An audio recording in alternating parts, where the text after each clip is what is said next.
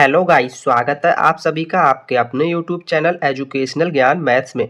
आज मैं आपके लिए कराऊंगा UP police constable and SSC GD के लिए मैथ का प्रैक्टिस सेट 1। मैं आज इस क्लास में जो भी क्वेश्चंस कराऊंगा वो सभी UP police constable and SSC GD में आए हुए क्वेश्चन हैं। तो चलिए आज की क्लास को स्टार्ट करते हैं। वीडियो के साथ लास्ट तक बने रहिएगा और वीडियो को लाइक कीजिएगा और शेयर कीजिएगा। चलिए देखते हैं क्वेश्चन नंबर 1। क्वेश्चन नंबर 1 में बोला है एक वस्तु को 240 में बेचने पर 20% का प्रॉफिट होता है, तो उस वस्तु का क्रय मूल्य क्या होगा। इसका सीपी हमें फाइंड करना है। तो इस टाइप के क्वेश्चन को सॉल्व करने की जो शानदार ट्रिक है वो मैं आपके लिए बताऊंगा। अगर इस टाइप का क्वेश्चन आपके लिए एग्जाम में मिलता है तो आपको इसी तरह की ट्रिक्स से सॉल्व करना है। क्या यहाँ पे हम देखते हैं उसने परसेंटेज कितनी दी है, 20%। ठीक है, तो इस 20% को यहाँ पे लिख के हम इसका क्या लिखेंगे, फ्रैक्शनल वैल्यू। तो 20% की जो फ्रैक्शनल वैल्यू होती है वो होती है 1/5। यहाँ पे हमें जो मिलता है, जो अपॉन में मिलता है वो सीपी मिलता है, कॉस्ट प्राइस, और ऊपर प्रॉफिट मिलता है। क्लियर है। यहाँ सीपी हमें कितना मिला है, 5 यूनिट। ठीक है, और जो प्रॉफिट है वो 1 है। तो जब सीपी 5 है और प्रॉफिट 1 है तो एसपी क्या होगा, इस 5 में जब इस 1 प्रॉफिट को ऐड करेंगे तो हमें क्या मिल जाएगा, एसपी। तो यहाँ से एसपी क्या मिल जाएगा हमारे लिए, 6 यूनिट।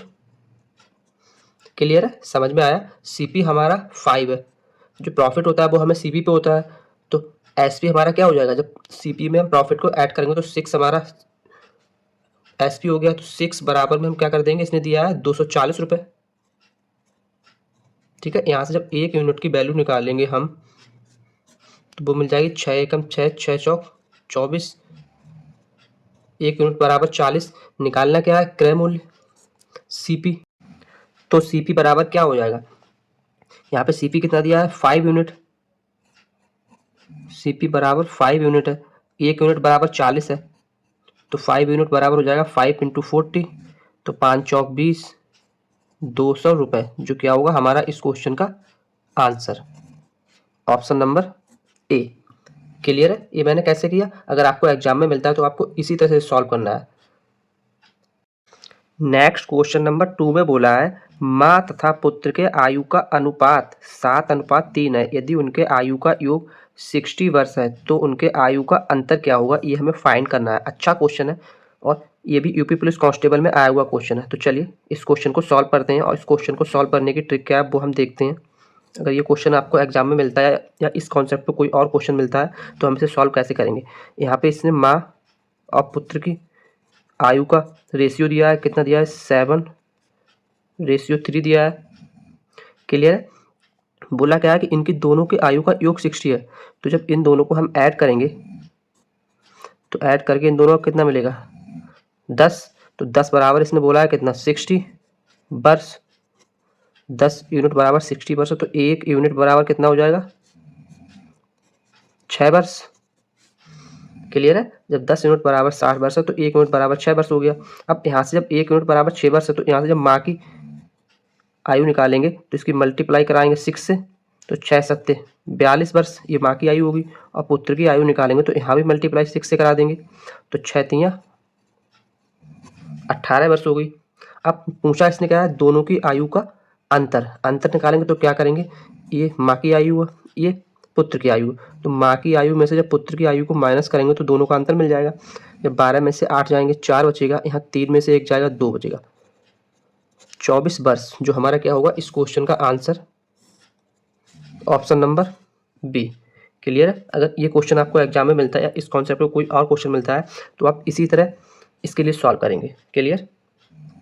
नेक्स्ट क्वेश्चन नंबर 3 दिया है राम और श्याम की वर्तमान आयु का रेशियो इसने दिया है 3:2 है। तो 4 वर्ष बाद राम श्याम से 6 वर्ष बड़ा हो जाएगा, तो श्याम की वर्तमान आयु बताना है क्या है। तो ये एक अच्छा क्वेश्चन है और इस कॉन्सेप्ट पे क्वेश्चन एग्जाम में आने की काफ़ी पॉसिबिलिटी है। तो चलिए इस क्वेश्चन को सॉल्व करते हैं।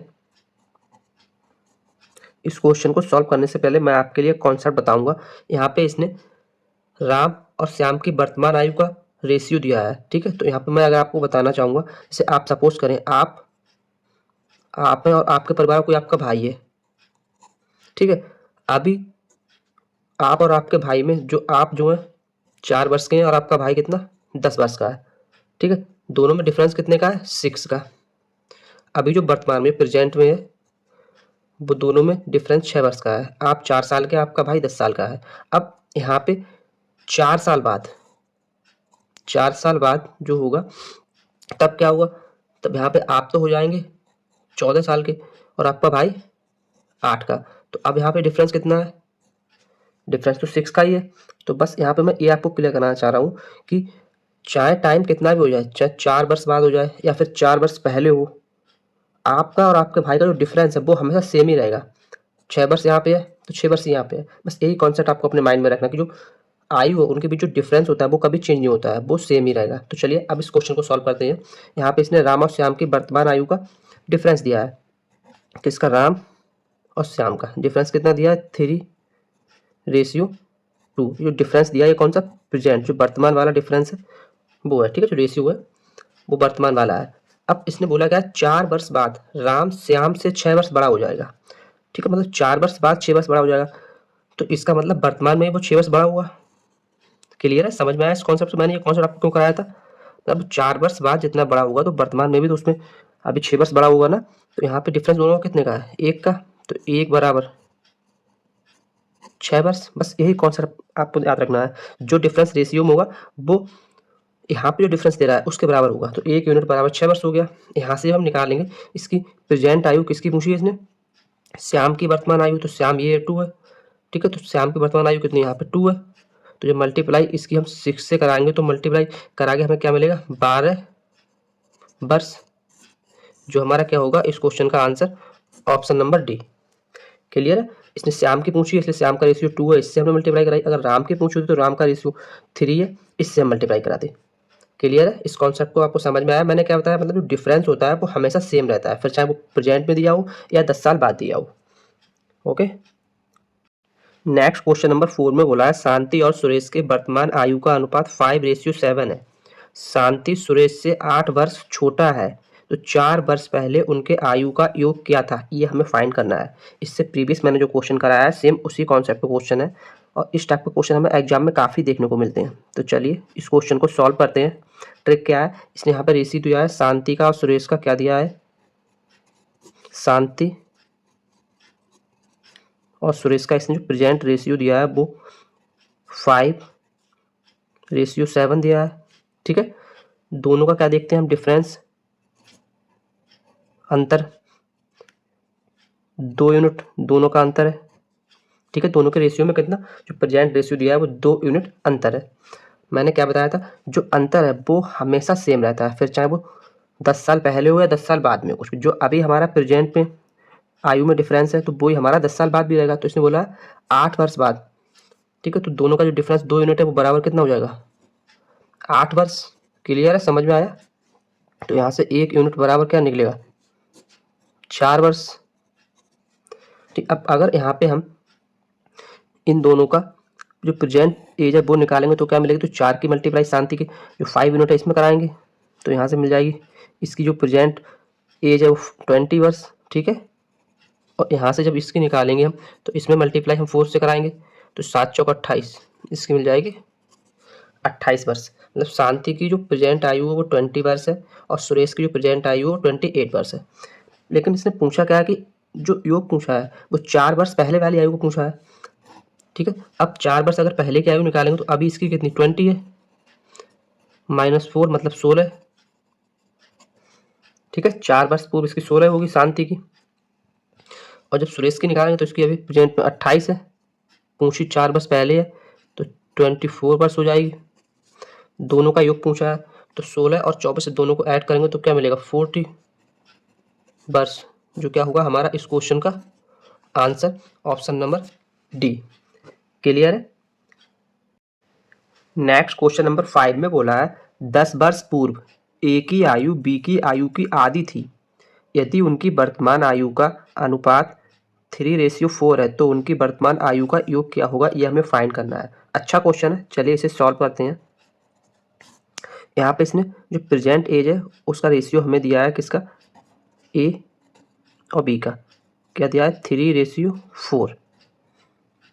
ठीक है, इनकी जो वर्तमान आयु है उनका ये रेशियो दिया है। अब यहाँ पे अगर हम इस रेशियो को हटाएंगे तो इसे हम लिख सकते हैं 3x और इसे लिख सकते हैं 4x। क्लियर है? रेशियो हटाने के बाद हमने x यहाँ पे एक कांस्टेंट ले लिया। बोला क्या इसने 10 वर्ष पूर्व a की आयु b की आयु की आधी थी, तो हम 10 वर्ष पूर्व वाला कॉन्सेप्ट निकालते हैं। तो a की आयु कितनी 3x है, इसमें से हम -10 कर देंगे तो 10 वर्ष पूर्व हो जाएगा। सेम ऐसे ही b की आयु 4x है, जब इसमें -10 कर देंगे तो ये भी 10 वर्ष पहले वाला कॉन्सेप्ट हो जाएगा। बोला 1/2 है। यहाँ से जब सॉल्व करेंगे इसके लिए हम, तो सॉल्व करके हमें मिलेगा 6x - 20 बराबर 4x -10, यही मिलेगा ना हमें। तो यहाँ से जब इसे हम सॉल्व करेंगे तो ये 4x इधर आएगा तो यहाँ हो जाएगा 2x बराबर 10, तो x बराबर यहाँ से मिल जाएगा 5। x बराबर क्या मिल गया 5। अब यहाँ से जब इसकी वैल्यू निकालने पुट करेंगे x की, तो यहाँ पे हमें मिल जाएगा 15 और यहाँ मिल जाएगा 20। दोनों की जो प्रेजेंट एज है, जो वर्तमान एज, वो इसकी 15 वर्ष है और इसकी 20। निकालना क्या है, दोनों की वर्तमान आयु का योग, दोनों को ऐड कर देंगे। इन दोनों को जब ऐड करेंगे तो ऐड करके हमें क्या मिलेगा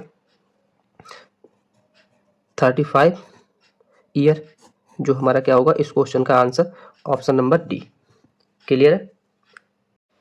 तो वीडियो को लाइक कीजिए और शेयर कीजिए, और अगर क्लास अच्छी लग रही है तो चैनल को एक बार सब्सक्राइब जरूर कर लीजिएगा, ताकि ऐसे ही शानदार क्वेश्चन मैं आपके लिए कराता रहूँ। तो चलिए नेक्स्ट क्वेश्चन दिया है, एक थैली में 1 रुपये 50 पैसे तथा 25 पैसे के सिक्के 2:3:10 के अनुपात में हैं।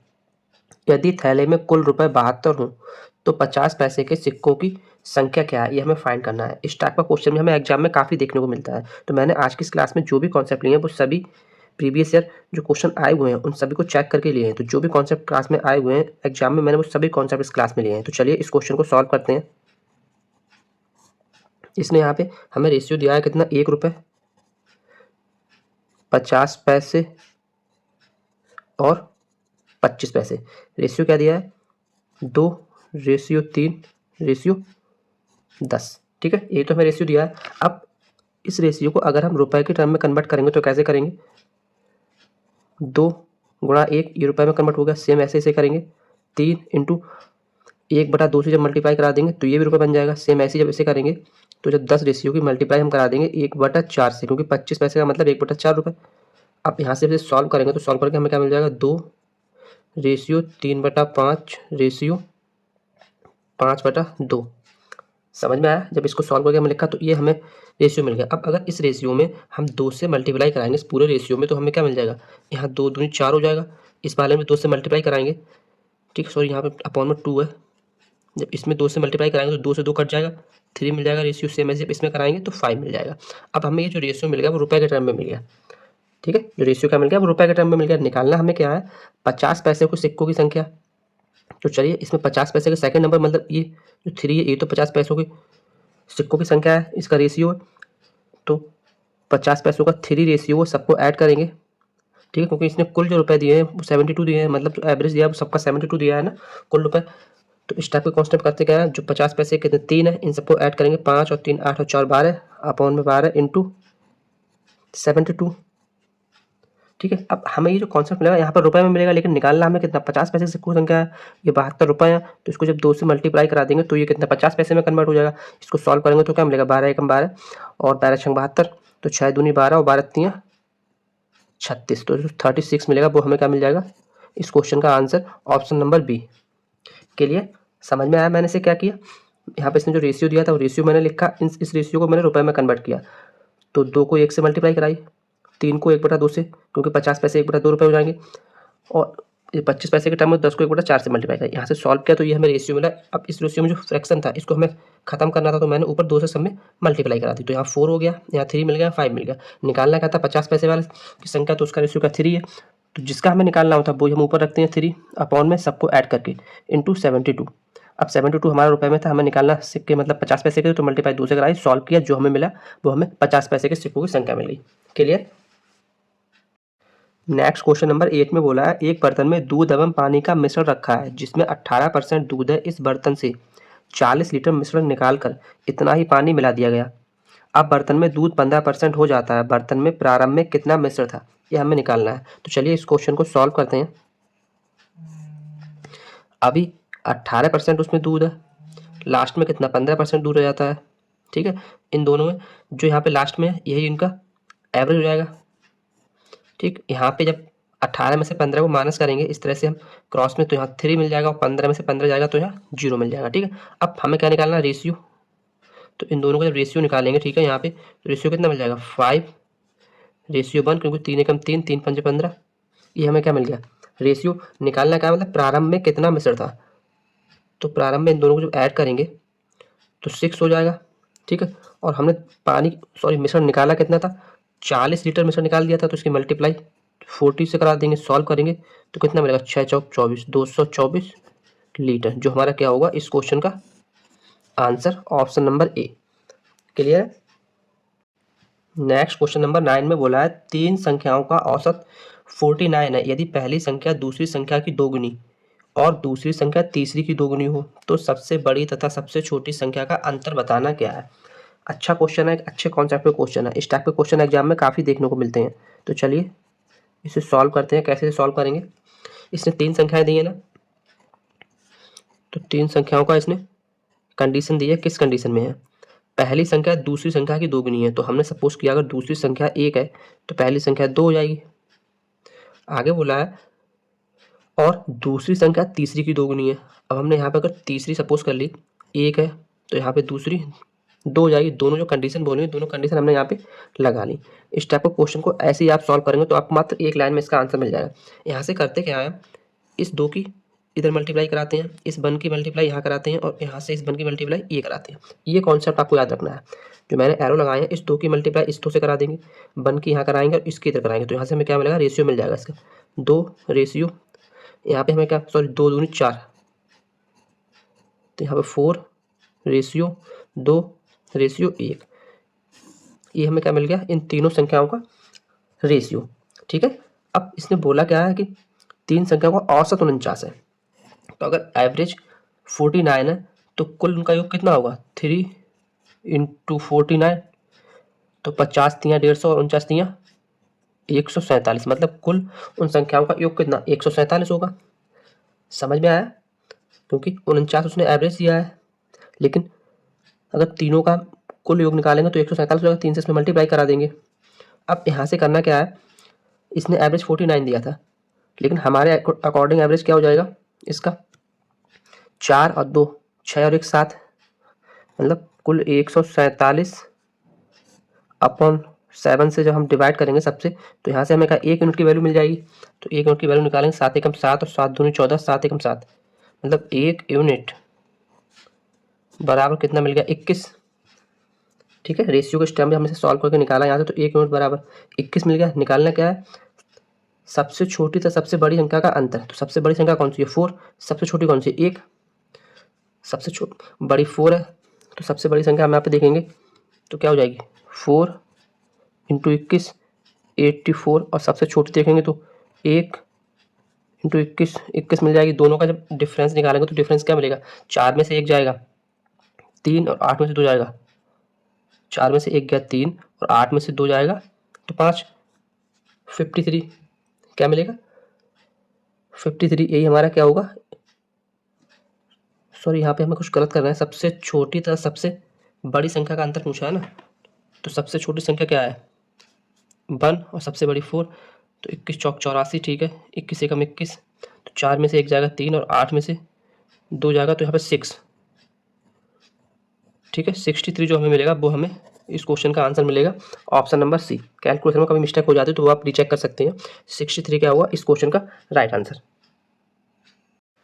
नेक्स्ट क्वेश्चन नंबर 10 में बोला है एक जहाज 10 किलोमीटर प्रति घंटा की गति से एक निश्चित दूरी तक जाती है और 15 किलोमीटर प्रति घंटा की गति से वापस लौट आती है, तो कुल दूरी के लिए उसकी एवरेज जो औसत गति क्या है वो निकालनी है। अगर हमें इस टाइप का क्वेश्चन दिया हो जिसमें जो डिस्टेंस है कुल दूरी है वो कितनी फिक्स हो, ठीक है, और इस टाइप के क्वेश्चन में उसने कुल एवरेज पूछी है, मतलब एवरेज स्पीड पूछी हो, तो इस टाइप के क्वेश्चन को सॉल्व करने की एक शानदार ट्रिक होती है। चाहे आप उसे ट्रिक माने चाहे उसका फॉर्मूला माने, क्या होता है 2x/अपॉन x + y, ठीक है। बस यहाँ पर xy क्या होता है, जो स्पीड उसने दी है जाने की या आने की, वो xy होता है। इसमें वैल्यू पुट कर देगा, जो मिलेगा वो हमें इस क्वेश्चन का आंसर मिल जाएगा। तो 2 10 की स्पीड से गया, 15 की स्पीड से वापस आया, अपॉन 10 + 15, जब यहाँ से सॉल्व करेंगे तो क्या मिल जाएगा, ये हमारा हो जाएगा 2 गुणा 10 गुणा 15, ऐसे ऐसे रखेंगे, अपॉन में हो जाएगा 25। यहाँ से सॉल्व करेंगे तो सॉल्व करके यहाँ मिल जाएगा 5 25 और 5 यहाँ 15, 5 एकम 5, 5 दूनी 10। ठीक, यहाँ से क्या हो जाएगा 3 दूनी 6 और 6 दूनी 12 किलोमीटर प्रति हार, जो क्या होगा हमारा इस क्वेश्चन का answer option number D. Clear है। नेक्स्ट क्वेश्चन नंबर 11 में बोला है ए तथा बी मिलकर किसी काम को 6 दिन में करते हैं। ए अकेला उसे 10 दिनों में कर सकता है, तो बी अकेला उस काम को कितने दिनों में समाप्त करेगा, ये हमें निकालना है। अच्छा क्वेश्चन है, टाइम एंड वर्क से क्वेश्चन है, और टाइम एंड वर्क के काफ़ी वेटेज हमें इस एग्जाम में देखने को मिलता है। तो चलिए इस क्वेश्चन को सॉल्व करते हैं। इसने बोला है ए और बी दोनों मिलकर, तो ए प्लस बी दोनों मिलकर काम को ख़त्म करते हैं 6 दिन में, और ए अकेला काम को ख़त्म करता है 10 दिन में। दोनों का क्या करते हैं, एलसीएम निकालते हैं। दोनों का एलसीएम निकालेंगे कितना मिलेगा, 30। जो एलसीएम मिलता है वही हमारा क्या हो जाता है, टोटल वर्क, कुल कार्य। ठीक है, यहाँ से इनकी जब एफिशिएंसी निकालेंगे, क्षमता, तो ये मिल जाएगी 6 पंजे 30 और इसकी मिल जाएगी 3। ये हमें क्या मिल गई, इनकी एफिशिएंसी। ठीक है, जिसे हम बोलते हैं हिंदी में क्षमता, कार्य करने की क्षमता। अब यहाँ पे एक बेसिक सा फॉर्मूला होता है हमारा, एफिशिएंसी बराबर वर्क अपॉन टाइम, तो क्षमता बराबर कार्य बटे समय। बस इस फॉर्मूला का इसमें थोड़ा सा यूज होगा और हमें इस क्वेश्चन का आंसर मिल जाएगा। यहाँ पे ये हमें क्या मिला है, ए प्लस बी की एफिशिएंसी मिली है, ये हमें केवल ए की एफिशिएंसी मिली है। तो ए प्लस बी की एफिशिएंसी मिली है 5, ए की एफिशिएंसी 3 है, तो यहाँ से बी की एफिशिएंसी कितनी हो जाएगी, 5 माइनस 3 2। बी की एफिशिएंसी कितनी मिल जाएगी, 2। निकालना क्या है कि बी अकेला उस काम को कितने में फिनिश करेगा, तो ये इसमें हमें उसकी टाइम निकालना है। तो टाइम बराबर क्या हो जाएगा, वर्क अपॉन एफिशिएंसी। जब यहाँ पे वैल्यू पुट करेंगे, वर्क क्या है टोटल 30, एफिशिएंसी किस एफिशिएंसी, 2 की एफिशिएंसी से भी काम कर रहा है, अपॉन में 2। जब इसे सॉल्व करेंगे कितना मिलेगा, 15। तो टाइम बी का क्या मिल जाएगा, 15 दिन, जो क्या होगा हमारा इस क्वेश्चन का आंसर ऑप्शन नंबर बी। के लिए समझ में आया मैंने कैसा किया, अच्छा क्वेश्चन है और इस टॉपिक से काफ़ी क्वेश्चन हमें एग्जाम में देखने को मिलते हैं। नेक्स्ट क्वेश्चन नंबर 12 में बोला है यदि 32 व्यक्ति एक खेत की फसल को 21 दिनों में काट सकें तो 28 व्यक्ति इस खेत की फसल को कितने दिनों में काट सकेंगे, ये हमें निकालना है। तो ये भी टाइम एंड वर्क का क्वेश्चन है और उसका एक नया कॉन्सेप्ट है। तो अगर ये क्वेश्चन हमें इस टाइप का कोई भी क्वेश्चन हमें एग्जाम में मिलता है तो हम उसे सॉल्व कैसे करते हैं, चलिए देखते हैं। 32 व्यक्ति दिए हैं, टाइम कितना दिया है, 21 दिन में काट सकते हैं। तो 28 व्यक्ति सपोज कर लिया x दिन में काट देंगे। यहाँ से हम x की वैल्यू निकालेंगे तो क्या मिलेगा, क्योंकि इसका जो बेसिक फार्मूला होता है वो ये होता है MDH अपॉन W या M1D1H1 बराबर M2D2H2 अपॉन W। तो W हमारा काम तो सेम रहता है, तो इसलिए हमने सीधे यहाँ पे इसने क्या दिया है, M दिया है और D दिया है, दिन दिया है। तो M इंटू डी बराबर M1 इंटू D1 बराबर M2 इंटू D2। W हमारा सेम है, काम तो वही सेम है, तो काम को हमने यहाँ पे लिखा है। यहाँ से हम x की वैल्यू सीधा निकालेंगे, जो मिलेगा वो इस क्वेश्चन का आंसर मिल जाएगा। तो यहाँ से काटेंगे तो ये कटेगा 4 सत्ते, ठीक है, 4 सत्ते 28 और 4 अट्ठू 32। 7 से काटेंगे 3 और 8 तियाँ 24 दिन, जो हमें क्या मिलेगा इस क्वेश्चन का answer option number D. Clear. Next question में बोला है 15 पुरुष 8 घंटे प्रतिदिन काम करके किसी कार्य को 21 दिनों में समाप्त कर सकते हैं। 21 स्त्रियां 6 घंटे प्रतिदिन काम करके इसे कितने दिनों में समाप्त कर लेंगी, जबकि उसने कंडीशन लगा दी है 3 स्त्रियां 2 पुरुषों के बराबर काम करती हैं। तो जो मैंने प्रीवियस क्वेश्चन कराया उसी कॉन्सेप्ट पे बेस्ड ये क्वेश्चन है। कौन सा वाला, 15 पुरुष 8 घंटे काम करते हैं तो 21 दिन में ख़त्म कर देते हैं, अपॉन में W जो है हमारा काम तो सेम है। अब जो औरतें हैं वो काम करेंगी, तो यहाँ पे पहले हम इसने जो कंडीशन दी है कि 3 स्त्रियां 2 पुरुषों के बराबर काम करती हैं, तो 3 जो औरतें हैं वो 2 पुरुष के बराबर काम करती हैं। तो एक औरत कितना काम कर रही है, 2/3 एक आदमी के बराबर। तो 21 औरतें दी हैं इसने, टोटल कितनी 21, ठीक है। तो 21 औरतें कितना काम करेंगी, 2/3 इंटू 21, तो 3 एकम 3 3 सत्ते 21, मतलब जो 21 औरतें हैं वो 14 आदमी के बराबर काम करेंगी। जितना 14 आदमी काम कर देंगे उतनी 21 औरतें काम करेंगी। तो चलिए यहाँ पे इसे सॉल्व करते हैं।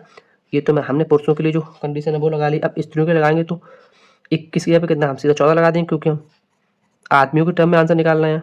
इंटू 6 घंटे काम करती हैं, तो हमें निकालना है कितने दिनों में समाप्त कर दी, डी तो हमें निकालना है। अब काम हमारा जो है सेम है, तो डब्ल्यू से डब्ल्यू कैंसिल हो जाएगा। यहाँ से जब हम डी की वैल्यू निकाल लेंगे तो क्या मिलेगी, 15 इंटू 8 इंटू 21/14 इंटू 6। इसे सॉल्व करेंगे तो क्या मिल जाएगा, 7 दूनी 14, 7 तियाँ 21। ठीक, अब किससे काटेंगे इसे हम, 3 से काटेंगे। 3 दूनी 6, 3 पंजे 15, 2 दूनी 4 और 4 दूनी 8, तो 5 दूनी 10 और 10 तियाँ 30। तो डी बराबर हमें क्या मिल जाएगा, 30 दिन, जो क्या होगा हमारा इस क्वेश्चन का answer, option number B. Clear, समझ में आया मैंने कैसे किया। नेक्स्ट क्वेश्चन में बोला है यदि 51 व्यक्ति 170 मीटर लंबी दीवार को 25 दिनों में बना सकें तो 30 व्यक्ति 120 मीटर लंबी दीवार को कितने दिन में बना सकेंगे। वही क्वेश्चन और वही कॉन्सेप्ट MDH वाला। इसने क्या बोला, 51 व्यक्ति हैं, ठीक है, दिन कितने दिए हैं, 25 दिन में बना देते हैं। कितने को, काम हमें कितना दिया है, 170 मीटर, तो 30 व्यक्ति कितने दिन में बना पाएंगे, काम कितना है, 120। समझ में आ गया। इसको सॉल्व करेंगे, सॉल्व करके क्या मिलेगा, यहाँ से जब काटेंगे तो 17 ढाई के 170 होते हैं और 17 यहाँ 51 होते हैं। यहाँ जब काटेंगे तो 30 से कम 30 और 3 चौक 12, 120। तो यहाँ से डी की वैल्यू हमें क्या मिल जाएगी, 3 इंटू 25 इंटू 4, ठीक है, अपॉन में 10 हो जाएगा। तो यहाँ से जब सॉल्व करेंगे इसके लिए तो 5 दूनी 10 और 5 25, 2 एकम 2, 2 दूनी 4, तो 5 तियाँ 15 दूनी 30। तो डी बराबर टाइम कितना मिल जाएगा, 30 दिन, जो क्या होगा हमारा इस क्वेश्चन का answer, option number B. Clear है। नेक्स्ट क्वेश्चन नंबर 15 में बोला है दो नल एक टंकी को क्रमशः 15 और 20 घंटे में अलग अलग भर सकते हैं। यदि दोनों नलों को एक साथ खोल दिया जाए तो टंकी भरने में कितने घंटे लगेंगे। ये पाइप एंड सिस्टम का क्वेश्चन है। तो इस टॉपिक से भी हमें काफ़ी क्वेश्चन एग्जाम में देखने को मिलते हैं। तो मैंने इस क्लास में जो भी क्वेश्चन लिए वो सभी टॉपिक से लिए हैं जो हमें एग्जाम में देखने को मिलते हैं। तो चलिए इस क्वेश्चन को सॉल्व करते हैं। इसे सॉल्व करने की ट्रिक क्या है देखते हैं। दो नल दिए हैं, ठीक है, एक नल जो है 15 घंटे में भर रहा है टंकी को, दूसरा 20 घंटे में भर रहा है। तो दोनों का जब हम एलसीएम 15-20 का निकालेंगे तो 30 एलसीएम आएगा। जो हमें एलसीएम मिलता है वो क्या होता है, कुल क्षमता, मतलब टंकी है, टंकी की कुल क्षमता क्या है, मतलब कितना उसमें पानी आ सकता है, ये हमें मिल जाता है जो एलसीएम मिलता है। एफिशिएंसी निकालेंगे, मतलब किस एफिशिएंसी से पानी निकालना है, किस क्षमता से पानी बाहर निकालना है नल। तो ये 15 दूनी 30, ये 2 की क्षमता से निकाल रहा है, और ये सॉरी यहाँ पर थोड़ी सी मैं मिस्टेक कर गया, इनका जो एलसीएम आएगा वो 60 आएगा, ठीक। तो 15 चौका 60 और 20 तियाँ 60, ठीक है। एलसीएम में थोड़ी सी मैं मिस्टेक कर गया था। ये इनकी एफिशिएंसी आ गई 4 और 3, नल 1 की 4 आ गई, नल 2 की 3 आ गई। अब दोनों अगर मिलके भरेंगे तो दोनों की नल 1 व 2 दोनों की कुल एफिशिएंसी कितनी हो जाएगी, 4 और 3 7, मतलब 7 की एफिशिएंसी से वो भरेंगे। कितना भरना, कितना उन्हें 60, तो टाइम कुल कितना लग जाएगा उनके लिए, 60/7, ठीक, घंटे। ये क्या होगा हमारा इस क्वेश्चन का answer, option number B. Clear है। नेक्स्ट क्वेश्चन में बोला है नल ए एक खाली टंकी को 10 मिनट में भर देता है, जबकि नल बी भरी टंकी को 15 मिनट में खाली करता है। यदि खाली टंकी में दोनों नल एक साथ खोल दिए जाएं तो टंकी कितनी देर में भरेगी। ये एक अच्छा कॉन्सेप्ट है और इस कॉन्सेप्ट पे एग्जाम में क्वेश्चन आने की काफ़ी पॉसिबिलिटी है, क्योंकि एक नल टंकी को भर रहा है और एक नल टंकी को खाली कर रहा है। तो चलिए इस क्वेश्चन को सॉल्व करते हैं, देखते हैं इसकी ट्रिक। नल ए जो है वो टंकी को भर रहा है और नल बी जो है वो टंकी को खाली कर रहा है। तो नल ए हमारा जो है वो 10 मिनट में टंकी भर देता है और नल बी वो है 15 मिनट में टंकी को खाली कर देता है। दोनों का जब एलसीएम निकालेंगे तो एलसीएम कितना मिलेगा, 30, मतलब कुल टंकी की क्षमता कितनी है, 30 है। तो जब ए की हम एफिशिएंसी निकालेंगे तो 3 मिल जाएगी और बी की एफिशिएंसी निकालेंगे तो 2, मतलब 3 की एफिशिएंसी से टंकी भरी जाती है और 3 की एफिशिएंसी से टंकी भरी जाती है और 2 की एफिशिएंसी से टंकी खाली हो रही है। तो खाली का मतलब इसे हम यहाँ पर माइनस लगा लेंगे, क्योंकि यहाँ पे टंकी खाली हो रही है।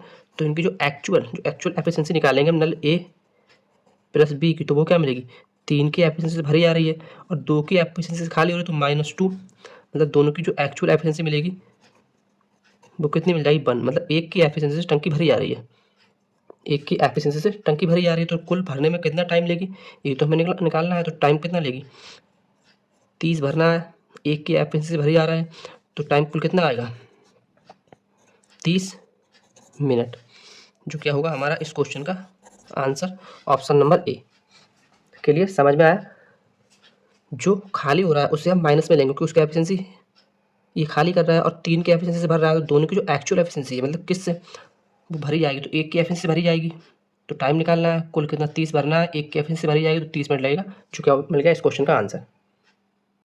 नेक्स्ट और आज की इस क्लास का लास्ट क्वेश्चन हमें दिया है, एक 150 मीटर लंबी रेलगाड़ी 25 मीटर प्रति सेकंड की चाल से चलकर एक खंबे को कितने सेकंड में पार कर जाएगी। ये टाइम एंड डिस्टेंस से क्वेश्चन है, तो चलिए इस क्वेश्चन को सॉल्व करते हैं। ट्रिक क्या है इसकी, अगर कोई भी रेलगाड़ी किसी स्थिर वस्तु जैसे कोई एक खंबा है,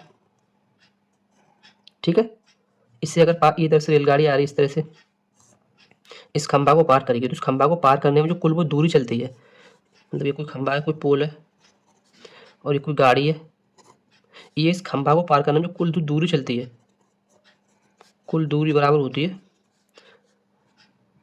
गाड़ी की लंबाई, गाड़ी की लंबाई। तो ये कॉन्सेप्ट आपको याद रखना है, ठीक है। अगर किसी स्थिर वस्तु को कोई आदमी खड़ा है या कोई खंबा खड़ा है, ठीक है, उसके लिए कोई रेलगाड़ी अगर पार कर रही है तो जो कुल दूरी चलती है वो अपनी लंबाई के बराबर चलती है। तो बस यही यहाँ पे देखना है, इसने कुल लंबाई कितनी दी है 150 मीटर, तो ये हमारी क्या बन जाएगी डिस्टेंस 150 मीटर, स्पीड इसने दे दी है 25 मीटर पर सेकंड। पूछा क्या है टाइम, तो टाइम बराबर क्या होता है डिस्टेंस अपॉन स्पीड, डिस्टेंस कितनी दी है 150, स्पीड दी है 25, जब सॉल्व करेंगे तो 25 छंगा 150, तो टी बराबर हमें क्या मिल जाएगा 6 सेकंड, जो क्या होगा हमारा इस क्वेश्चन का answer option number B. Clear है, तो आज के लिए इतना ही, मिलते हैं कल एक और शानदार प्रैक्टिस सेट के साथ। थैंक्स।